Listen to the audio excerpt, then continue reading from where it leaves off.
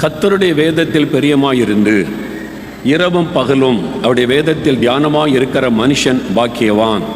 பாக்கியவான் என்றால் ஆசீர்வதிக்கப்பட்டவன், ஆசீர்வதிக்கப்பட்டவள் என்று அர்த்தம். கர்த்தருடைய வேதத்தில் பிரியம் வைத்து இரவும் பகலும் கர்த்தருடைய வேதத்தில் தியானமாய் இருக்கிறவர்கள் ஆசீர்வதிக்கப்பட்டவர்கள். அவன் செய்வது எல்லாம் வாய்க்கும், அவள் செய்வது எல்லாம் வாய்க்கும். நீங்கள் செய்வது வாய்க்கணும், அதான் ஆண்டவருடைய விருப்பம். நீங்கள் செய்கிற காரியம் அது ஜெயமாகணும், இதான் ஆண்டவருடைய எதிர்பார்ப்பு. நீங்களும் கூட அதுதான் எதிர்பார்க்குறீங்க, நான் செய்கிற காரியம் வாய்க்கணும். ஆனால் நிறைய காரியம் வாய்க்க மாட்டேங்குது. ஜெபம் பண்ணுறோம், உபவாசம் பண்ணுறோம், எல்லாம் பண்ணி பார்க்குறோம், வேலை காரியம் வாய்க்க மாட்டேங்குது. பிள்ளைகளுடைய திருமண காரியம் வாய்க்க மாட்டேங்குது. பிஸ்னஸ் காரியம் வாய்க்க மாட்டேங்குது. ஒரு குழந்தை செல்வம் வாய்க்க மாட்டேங்குது. ஒரு வீடு கட்டுகிற காரியம் வாய்க்க மாட்டேங்குது. இந்த ஊழிய காரியம் வாய்க்க மாட்டேங்குது. நிறைய பேருடைய பிரச்சனை, நான் ஜெபம் பண்ணி தான் பார்க்குறேன், வாய்க்க மாட்டேங்குது, காரியம் நடக்க மாட்டேங்குது. இதான் நிறைய பேருடைய பிரச்சனை. ஆனால் ஆண்டவர் என்ன வாக்கு கொடுக்கிறார்? அவன் செய்வது எல்லாம் வாய்க்கும். நீங்கள் செய்கிற காரியம் எல்லாமே வாய்க்கும். உங்களுடைய குடும்ப காரியம், பிஸ்னஸ் காரியம், வேலை காரியம், பிள்ளைகளுடைய காரியம், ஊழிய காரியம் எல்லாம் வாய்க்கும் என்று கர்த்தர் வாக்கு கொடுக்கிறார். அவன் செய்வது எல்லாமே வாய்க்கும். கர்த்தர் தான் வாய்க்க பண்ணுகிற தேவன். தடைகளை மாற்றி காரியத்தை வாய்க்க பண்ணுகிற தேவன். நீதிமொழிகள் 16:33 வாசிக்கும் போது, காரிய சித்தியோ கர்த்தரால் வரும். கர்த்தர் தான் ஒரு காரியத்தை சித்திக்க பண்ணுகிறவர், வாய்க்க பண்ணுகிறவர் என்று வாசிக்கிறோம். ஆதியாகமம் 39:2-3 வாசிக்கும் போது, கர்த்தர் யோசேப்போட கூட இருந்தார். போத்திபார் வீட்டில் அடிமையாய் இருக்கிறார். யோசேப்பு செய்வதெல்லாம் வாய்க்கிறது. அந்த எஜமான் பார்க்கிறான், இந்த வாலிபன் எதை செய்தாலும் அது ஜெயமாகிறது, வாய்க்கிறது.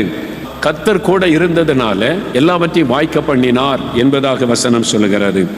37ஆம் சங்கீதம் 5ஆம் வசனத்தை வாசிக்கும் போது, நீ உன் வழியை கர்த்தருக்கு ஒப்புவித்து அவர் மேல் நம்பிக்கையாயிரு, அவரே காரியத்தை வாய்க்க பண்ணுவார். கர்த்தர் தான் காரியத்தை வாய்க்க பண்ணுகிறவர். அப்போ காரியத்தை வாய்க்க பண்ணுகிற ஆண்டவர் சொல்லுகிறார், நீ செய்வதெல்லாம் வாய்க்கும், உன் காரியத்தை நான் வாய்க்க பண்ணுவேன் என்று ஆண்டவர் வாக்கு கொடுக்கிறார். அதற்கு என்ன செய்ய வேண்டும்? ஜெபம் பண்ணால் மட்டும் போதாது. நான் ஜெபிச்சமாகிற காரியம் வாய்க்கல அப்படின்னா என்ன அர்த்தம்? நீ ஜெபித்தால் மாத்திரம் போதாது, இன்னொரு காரியத்தை தேவன் எதிர்பார்க்கிறார். அது என்ன காரியம்? அதைத்தான் இந்த வசனம் சொல்லுகிறது. கர்த்தருடைய வேதத்தில் பிரியமாயிருந்து இரவும் பகலும் அதில் தியானமாயிருக்கிற மனுஷன் செய்வதெல்லாம் வாய்க்கும். அதனால் இன்றைக்கு உங்கள் ஜெபத்தோடு கூட இன்னொரு காரியத்தை நீங்கள் செய்ய வேண்டும். கர்த்தருடைய வேதத்தில் தியானமாக இருக்கணும். ஒரு முழுமையான ஒரு மனிதனுக்கு தேவையான எல்லா ஆசீர்வாதங்களும் இந்த வேத புஸ்தகத்துக்குள் அடங்கி இருக்கிறது. வேதத்தை வாசித்து தியானிக்கும் போது இந்த வசனத்தை கொண்டே ஒரு முழுமையான ஆசீர்வாதத்தை ஒரு மனிதன் பெற்றுக்கொள்ள முடியும். எப்படி அப்படின்னு சொன்னீங்கன்னா, அதனால தான் ஆண்டவர் இந்த வேத வசனத்தை எழுதி நம்ம கையில் தந்திருக்கிறார். மனிதர்களின் ஆசீர்வாதத்தை புரிந்து கொள்ளணும், அதை பெற்றுக்கொள்ளணும். மனிதனுக்கு தேவையான அத்தனை ஆசீர்வாதங்களையும் இந்த வேத வசனம் சொல்லுகிறது. அதன் மூலமாய் பெற்றுக்கொள்ள முடியும் என்று தான் ஆண்டவர் அறிந்து நமக்கு வேத புஸ்தகத்தை கிடைக்க பண்ணினார். ரோமர் 10:17 சொல்லுகிறாரு, விசுவாசம் தேவனுடைய வசனத்தை கேட்பதின் மூலமாக வரும். தேவனுடைய வசனத்தை கேட்க கேட்கதான் ஒரு மனிதர்களுடைய விசுவாசம் வரும். அதனால தான் காரியம் வாய்க்கிறது. விசுவாசம் இல்லாமல் காரியம் வாய்க்காது. அந்த விசுவாசம் எப்படி வரும்? வசனத்தை தியானிக்க தியானிக்க வாசிக்க வாசிக்க தான் விசுவாசம் உங்களுக்குள்ளே பெருகும். விசுவாசம் பெருகணுமானா ஆண்டவரே விசுவாசத்தை தாருன்னு ஜெபிக்கிறதல்ல, வசனத்தை தியானிக்க தியானிக்க விசுவாசம் பெருகும். அதனால வேத வசனத்தை நீங்க தியானிக்கணும், அப்போ நீங்க செய்வதெல்லாம் வாய்க்கும். ஜார்ஜ் முல்லர் என்ற ஒரு பெரிய தேவ மனிதர் இருந்தார். ஜார்ஜ் முல்லர் கடந்த நூற்றாண்டில் இங்கிலாந்து தேசத்தில் அவர் வாழ்ந்தார். அங்கு பிரிஸ்டல் என்கிற ஒரு பட்டணத்தில் அநாதை விடுதி வைத்து நடத்தினார். ஆயிரக்கணக்கான பிள்ளைகள், அநாதை பிள்ளைகளை வச்சு பராமரித்தார்.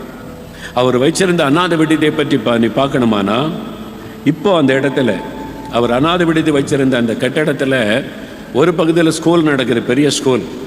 இன்னொரு பகுதியில் பெரிய காலேஜ் நடக்குது. ஒரு ஸ்கூல் காலேஜ் நடத்துகிற அளவுக்கு பெரிய பில்டிங். அப்போ எவ்வளோ அநாதை பிள்ளைகளை வச்சு அவர் பராமரிச்சிருக்கணும். நான் போய் பார்த்தேன் அந்த இடத்த, பிரிஸ்டல் பட்டணத்தில் அவருடைய இருந்த அந்த வீடு, அந்த இடத்துக்கு போயிருந்தேன். அப்போ அவர் எப்படி அவரால் இவ்வளோ பேரை வச்சு பராமரிக்க முடியும்? யார்கிட்டையும் காசு கேட்க மாட்டார்.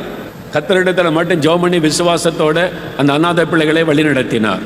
அவருடைய தேவைகளை சந்திக்க அற்புதமான காரியம் நிறைய நடந்தது.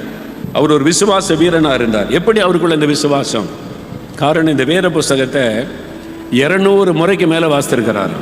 மோர் தென் 200 டைம்ஸ் வேதத்தை ஆதியாமத்திலிருந்து வெளிப்படுத்தின விசேஷம் வரைக்கும் வாசித்திருக்கிறார். அதில் 100 முறைக்கு மேலே முழங்காலிலேயே நின்று வாசித்திருக்கிறார். இந்த வேத வசனம் தான் அவரை விசுவாச வீரனாய் மாற்றினார். அல்லேலூயா சொல்லுங்க. வசனத்தை வாசிக்க வாசிக்க தியானிக்க தியானிக்க தான் உங்களுக்குள்ள விசுவாசம் பெருகும். நீங்க விசுவாசத்தோடு ஆண்டவரிடத்தில் எதையும் கேட்டு பெற்றுக்கொள்ளக்கூடிய விசுவாசம் வசனத்தின் மூலமாகத்தான் உங்களுக்குள்ள வரும். அதனால தான் அந்த வசனத்தை தியானிக்கணும். இந்த வசனத்தில் என்ன இருக்கிறதுன்னு சொன்னா, இந்த வசனத்துக்குள்ள ஒரு ஆச்சரியமான காரியம் இருக்கு. எபிரேயர் 4:12 வாசித்தால் தேவனுடைய வார்த்தை, தேவனுடைய வசனம் வல்லமையும் ஜீவனும் உள்ளதாக இருக்கிறது. The word of God has a power and life. அதுக்குள்ள உயிர் இருக்கிறது, அது பேசும். அதுக்கு ஒரு வல்லமை இருக்கிறது வசனத்துக்கு. அதுக்குள்ள ஜீவனும் வல்லமையும் இருக்கிறது என்று வேதம் சொல்லுகிறது. இந்த வசனத்துக்குள்ள ஜீவனும் இருக்கிறது, வல்லமையும் இருக்கிறது. இது உயிர் உள்ளது, அது பேசும்.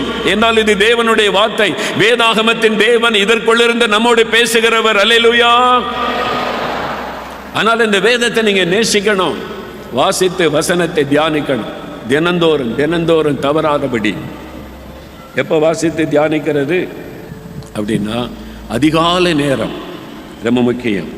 119 சங்கீதம் 147 வசனம் வாசிங்க.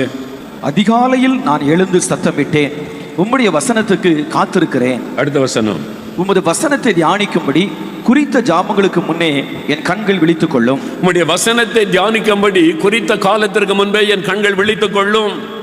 அதிகாலையில் இருட்டோட எழுந்து வசனத்தை தியானிக்கணும். அதிகாலையில் எழுந்த உடனே முதலாய் இருட்டோட தேவ சமூகத்தில் காத்திருந்து அந்த அதிகாலை நேரத்தில் சூரிய உதயத்துக்கு முன்னால வசனத்தை தியானிக்கணும். சங்கீதக்காரன் சொல்லுகிறார், நம்முடைய வசனத்தை தியானிக்கும்படி, வாசிக்கும்படி அல்ல, தியானிக்கும்படி குறித்த ஜாமத்திற்கு முன்னே என் கண்கள் விழித்துக் கொள்ளும். காலையில் எழுந்த உடனே வசனத்தின் மேல தாகம் இருக்கணும். பைபிள் எப்பவும் உங்க படுக்கைக்கு பக்கத்தில் இருக்கணும். காலையில் எழுந்த உடனே பல்லு விளக்கி முகம் கழுவி முதல்ல வேத வசனத்தை ஆவலோட தேடி வாசிக்கணும், அதை தியானிக்கணும். ஆண்டவரே என்னோடு பேசுன்னு கேட்கணும். நான் தினமும் அதிகாலை எழுந்த உடனே பல்லு விளக்கி முகம் கழுவி ஃப்ரெஷ் ஆகி, அது அதிகாலை 4 மணி ஆனாலும் சரி, அப்படியே அல்ல, என்னை ஃப்ரெஷ் ஆக்கி கொண்டு நான் வேதத்தை திறந்து முழங்காலில் நின்று பேசும். ஆண்டவரே உம்முடைய வசனத்தை நான் நேசிக்கிறேன். Lord, I love your words O God. I believe your word O Lord. I want to obey your word O Lord. உம்முடைய வசனத்தை நேசிக்கிறேன், உம்முடைய வசனத்தை விசுவாசிக்கிறேன், உம்முடைய வசனத்திற்கு கீழ்ப்படி ஒப்பு கொடுக்கிறேன் என்று ஜெபித்து நான் இந்த வேதத்தை நான் வாசிக்க ஆரம்பிப்பேன். இன்னைக்கு என்னோடு பேசும், அவர் பேசுவார். இன்னைக்கு ஒரு நாளைக்கு நான் 10 அதிகாரம் வாசித்தேன் என்பது அல்ல. அதிகாலையிலே வாசிப்பதில் தியானிப்பது முக்கியம். வாசிப்பது தியானிப்பது 2 வித்தியாசம் இருக்கிறது. வேதத்தை ஆராய்ச்சி பண்ணுவது வித்தியாசம் இருக்கிறது. சாயங்காலத்தில் நீங்க நிறைய வாசிங்க, நிறைய ஆராய்ச்சி பண்ணுங்க, டிக்ஷனரியை வச்சு பல மொழிகளில் தப்பு கிடையாது. அதிகாலையில் வசனத்தை தியானிக்க பழகுங்கள். ஆண்டவர் என்ன பேசுகிறார் என்று கவனிங்க. நீங்க வாசித்து கொண்டே வரும்போது திடீர்னு ஒரு வசனத்தில் ஆவியானவர் நிறுத்துவார். ஸ்டாப், அதில் நிறுத்திடுங்க. 3வது வசனம், 4வது வசனம், 10வது வசனம் நீங்க ஜபத்தோடு வாசித்த ஆவியானவர் இடைப்படுவது உங்களுக்கு தெரியும். ஸ்டாப், அந்த வசனத்தில் நிறுத்துங்க. நான் அதை நிறுத்திடுவேன். சில நாள் 3 வசனம் தான் 1 மணி நேரம் தியானித்து கொண்டிருப்பேன். 3வது வசனத்தை தாண்ட முடியாது. சில சமயம் 4வது வசனம், சில சமயம் 10வது வசனம், அதை தாண்ட முடியாது. ஸ்டாப், அந்த வசனத்தை திரும்ப வாசிப்பேன், சத்தமா வாசிப்பேன், காதல விடுற மாதிரி வாசிப்பேன். அந்த வசனத்தின் மேல கை வைத்துக் கொண்டு ஜெபம் பண்ணுவேன். ஆண்டவரே என்னோடு என்ன பேச விரும்புகிறீர்? இந்த வசனத்தை கொண்டு என்னோடு என்ன பேச விரும்புகிறீர்? காத்திருக்கும் பொழுது ஆவியானவர் இடைப்பட ஆரம்பிப்பார். இந்த வசனத்தை கொண்டு நம்மோடு பேசுவார். அப்ப அந்த வசனத்துக்கு நம்ம ஒப்பு கொடுத்து ஜெபிக்கும் போது அந்த வசனம் நம்மை பரிசுத்தப்படுத்தும், நம்முடைய குணங்களை மாற்றும், சுபாவங்களை மாற்றும், இயேசுவை போல மாற்றிவிடும். அதுதான் நம்முடைய வாழ்க்கையில் அற்புதத்தை கொண்டு வரும். உதாரணத்துக்கு ஒண்ணு சொல்றேன், நிறைய சொல்ல நேரம் இல்லை. மார்க் 12ஆம் அதிகாரம் 30-31 வசனம். உன் தேவனாகிய கர்த்தரிடத்தில் உன் முழு இருதயத்தோடும், உன் முழு ஆத்துமாவோடும், உன் முழு மனதோடும், உன் முழு பலத்தோடும் அன்பு கூர்வாயாக என்பதே பிரதான கற்பனை. இதற்கு ஒப்பாயிருக்கிற 2ஆம் கற்பனை என்னவென்றால், உன்னிடத்தில் அன்பு கூறுவது போல பிறனிடத்திலும் அன்பு கூர்வாயாக என்பதே. இவைகளிலும் பெரிய கற்பனை வேறொன்றுமில்லை என்றார். உதாரணத்துக்கு இந்த 2 வசனம். ஒரு நாள் இந்த வசனத்தை தியானிக்கும் போது 1வது வசனம் என்ன சொல்லுது? உன் தேவனாகிய கர்த்தரிடத்தில் முழு இருதயத்தோட, முழு பலத்தோட, முழு மனதோட அன்பு கூறுவாயாக. ஆண்டவரை நம்ம நேசிக்கிறோம், எல்லாருமே சொல்லுவோம். ஆனால் முழு இருதயத்தோடு நேசிக்கிறோமா? முழு மனதோடு நேசிக்கிறோமா? முழு பலத்தோடு நேசிக்கிறோமா? அதான் கேள்வி. அதைத்தான் தியானிப்பார். ஆண்டவரே, நாம் நேசிக்கிற உண்மைதான். முழு இருதயத்தோடு நேசிக்கிறேனா? முழு மனதோடு நேசிக்கிறேனா? முழு பலத்தோடு நேசிக்கிறேனா? அதை தியானிக்கும் போது ஆவியானவர் இடைபடுவார்.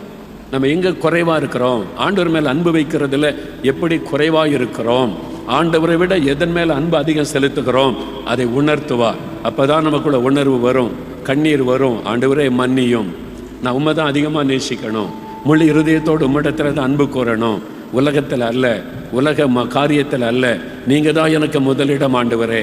அப்போ நம்ம ஒப்பு கொடுக்கும் போது அந்த வசனம் நமக்குள்ளே கிரியை செய்கிறதுன்னு அர்த்தம். ரெண்டாவது, உன்னிடத்தில் அன்பு கூறுவதை போல பிறனிடத்தில் அன்பு கூறு. அப்போ உன் ஊழியத்தை நேசிக்கிற மாதிரி மற்ற ஊழியத்தை நேசி, உன் சபையை நேசிக்கிற மாதிரி மற்ற சபையை நேசி, உன் குடும்பத்தை நேசிக்கிற மாதிரி மற்ற குடும்பத்தை நேசி. அப்போ ஆண்டவர் சொன்ன, உன்னை நேசிக்கிற, உன் ஊழியத்தை நேசிக்கிற அதே மாதிரி மற்றவங்களை நேசி.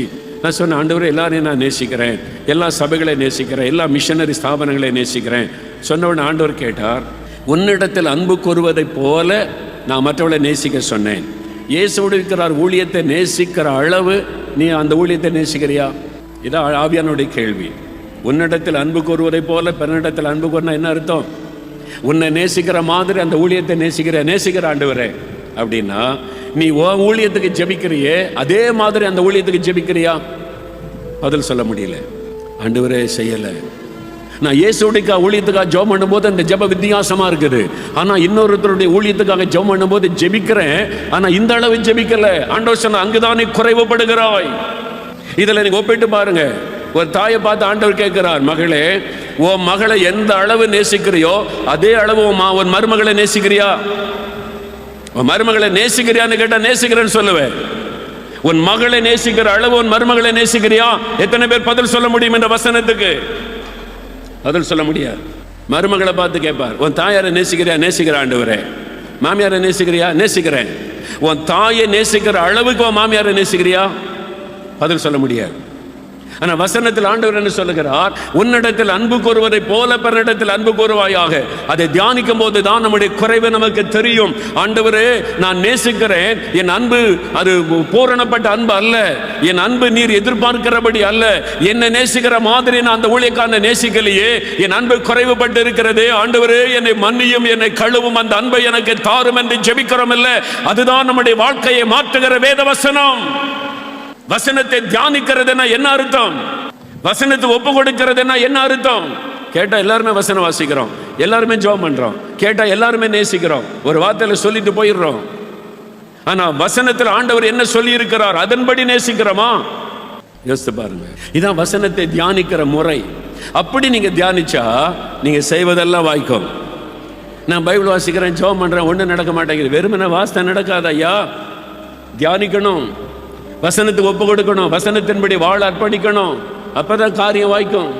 சும்மா வாசித்த உடனே அற்புதம் நடந்துராது, வாசித்த உடனே ஆசீர்வாதம் வராது. நமக்கு சொல்லி கொடுத்ததெல்லாம் தினம் பைபிள் வாசிங்க, ஜெபம் பண்ணுங்க, பைபிள் வாசிங்க, ஜெபம் பண்ணுங்க, இதை கிளிப்பிள்ள மாதிரி சொல்லி கொடுத்து அதை மாத்திர செய்கிறோம். ஆனா வசனத்துக்கு கீழ்ப்படியணும், வசனத்தை தியானிக்கணும், வசனத்தின்படி நடக்கணும் என்பது நமக்கு சொல்லிக் கொடுக்கப்படவில்லை. இதுதான் இன்னைக்கு கிறிஸ்தவத்தினுடைய மிகப்பெரிய குறைவு. சபையில கூட இன்னைக்கு வேற வாசியா? வாசிக்கிறேன். இன்னைக்கு ஜெபம் பண்ணியா? ஜெபம் பண்ணிட்டேன். என்ன ஜெபம் பண்ணேன். என்ன பைபிள் வாசித்தேன். எதை வாசித்தேன்னு தெரியாது. அதனால தான் ஆசீர்வாதம் இல்லை கிறிஸ்தவ குடும்பங்கள்ல. பைபிள் வாசித்து ஜெபித்தும் கூட ஆசீர்வாதம் இல்லை. அப்ப தேவன் என்ன எதிர்பார்க்கிறார்? கர்த்தருடைய வேதத்தில் பிரியமாயிருந்து தியானிக்கணும், வசனத்தின்படி நடப்பதற்கு நம்ம ஒப்பு கொடுக்கணும். அப்பதான் அந்த ஆசீர்வாதம் வரும்.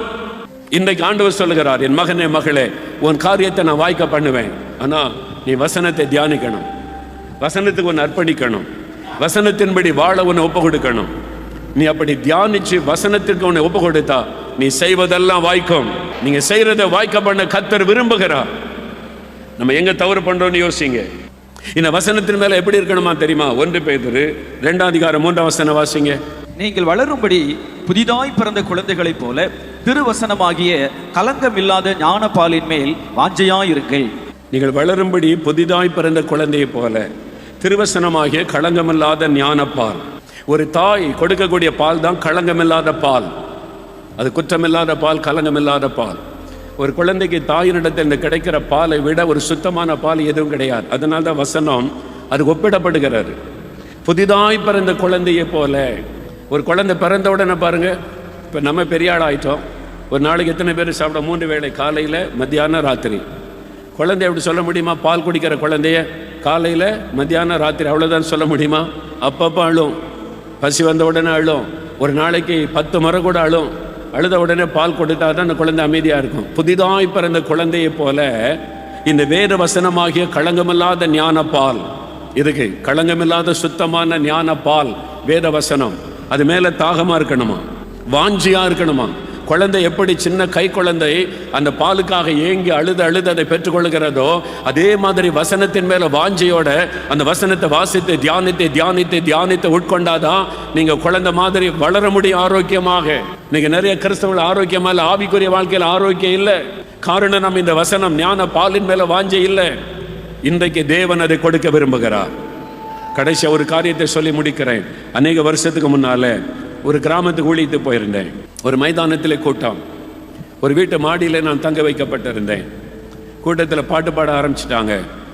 என்னை ஸ்டேஜுக்கு கூட்டிகிட்டு போகிறதுக்கு அந்த குடும்பத்தார் வந்து, அந்த குடும்பத்தில் உள்ள சகோதரர் வந்துட்டார். நான் மாடியிலேருந்து இறங்கி வந்த போது அங்கே ஒரு சகோதரி நின்றாங்க. அவங்க கையில் ஒரு அழகான பெண் குழந்தை கையில் வச்சு ஏந்தி கொண்டு நிற்கிறாங்க. ரொம்ப சோகமாக இருக்கிறாங்க.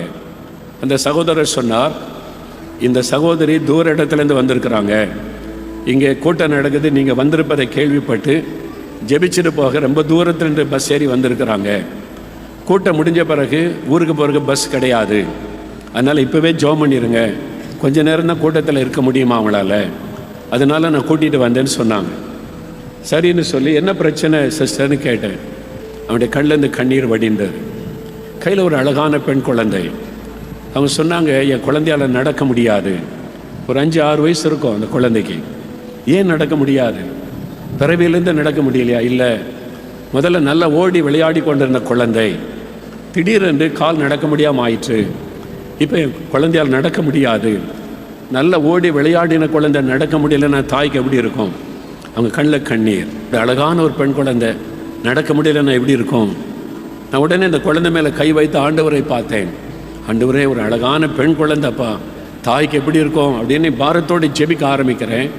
ஆண்டவர் சொன்னார், நிறுத்து, கொஞ்சம் நிறுத்து, ஸ்டாப் மகனே. நான் நின்றுட்டு, என்ன ஆண்டவரேன்னு கேட்டேன். நீ ஜெபிக்கிறதுக்கு முன்னால் அந்த தாய்கிட்ட ஒரு கேள்வி கேட்கணுன்னார். ஆண்டவர் இப்படிலாம் கூட பேசுவார். நீ ஜெபிக்கிறதுக்கு முன்னால் அந்த தாய்கிட்ட ஒரு கேள்வி கேட்கணும். என்ன ஆண்டவரேன்னு கேட்டேன். இவள் வேதம் வாசித்து ஜெபம் பண்ணி எத்தனை மாதம் ஆயிட்டுன்னு கேளுன்னார். நான் உடனே ஜெபிக்கிறதை நிறுத்திட்டு, சிஸ்டர் உங்கள்கிட்ட ஆண்டவர் ஒரு கேள்வி கேட்க சொல்கிறார், கேட்கலாமா? சரின்னாங்க. நீங்கள் வேதம் வாசித்து ஜெபம் பண்ணி எத்தனை மாதம் ஆயிட்டுன்னு கர்த்தர் கேட்கிறார். தலை கீழே போட்டு அழுதுகிட்டே இருந்தாங்களே தவிர பதில் சொல்ல முடியல. கிறிஸ்தவங்க ஐயா, வீட்டில் பைபிள் இருக்குது, சர்ச்சுக்கெல்லாம் வர போகிறாங்க, பைபிள் வாசிக்கிறதும் இல்லை, ஜெபமும் பண்ணுவதில்லை. வீட்டில் பைபிள் இருக்குது, ஆண்டவரை பற்றி தெரியும், வேதம் வாசிக்கிறது இல்லை, ஜெபிக்கிறது இல்லை. ஒரு ஊழியக்காரனை தேடி இத்தனை மைல் பிரயாணப்பட்டு வந்தீங்களே, உங்கள் வீட்டில் இருக்கிற வேதத்தை எடுத்து வாசித்து ஆண்டவரை தேட முடியலையே. நான் சொன்னேன், சகோதரி, நான் இப்போ ஜெபிக்கிறேன், நீங்கள் வேதம் வாசித்து ஜெபம் பண்ணுங்க, தினம் வேதத்தை தியானித்து ஜெபம் பண்ணுங்க, உங்கள் பிள்ளைக்கு அற்புதம் நடக்கும். ஜெபம் பண்ணி அனுப்பிட்டேன். சில மாதம் கழிந்தது. ஒரு நண்பர் என்னை பார்க்க வந்திருந்தார். ஒரு பிஸ்னஸ் மேன். அவர் கேட்டார், நீங்கள் இந்த மாதம் இந்த கிராமத்தில் ஒரு கூட்டத்துக்கு போயிருந்தீங்களாமா? அப்போ நடக்க முடியாத ஒரு குழந்தையோட ஒரு பெண் உங்கள்கிட்ட ஜெபிக்க வந்தாங்களா? ஆமாம். அது எப்படி உங்களுக்கு தெரியும்? அது என் சொந்தக்கார பிள்ளை தான். அங்கே நடந்ததை வந்து சொன்னாள்.